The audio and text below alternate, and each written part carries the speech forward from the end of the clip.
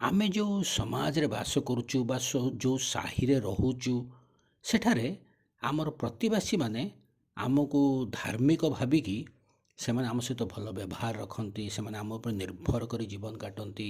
ସେମାନଙ୍କର ଗୋଟେ ସୁନ୍ଦର ଆଶା ଆମ ପାଖରୁ ଥାଏ। କିନ୍ତୁ ଆମେ କ'ଣ କରୁ, ତା'ର ବିରୁଦ୍ଧରେ କାର୍ଯ୍ୟ କରୁ। ସେଇ ପ୍ରତିବାସୀମାନଙ୍କ ବିରୁଦ୍ଧରେ ଆମେ ଚିନ୍ତା କରୁ, ଅନିଷ୍ଟ ଚିନ୍ତା କରୁ ସେମାନଙ୍କର। ଏହା ଉଚିତ ବିଷୟ ନୁହଁ। କାରଣ ହିତୋପଦେଶ ଆମକୁ ଶିକ୍ଷା ଦିଏ, ତୁମ ପ୍ରତିବାସୀ ତୁମ ନିକଟରେ ନିର୍ଭୟରେ ବାସ କରିବାରୁ ତାହାର ବିରୁଦ୍ଧରେ ଅନିଷ୍ଟ ଚିନ୍ତା କର ନାହିଁ। ଆମେ ଅନେକ ସମୟରେ କରୁଛୁ। ଆମମାନେ ଆମମାନଙ୍କ ପ୍ରତିବାସୀ ବିରୁଦ୍ଧରେ ଅନିଷ୍ଟ ଚିନ୍ତା କରୁଛୁ।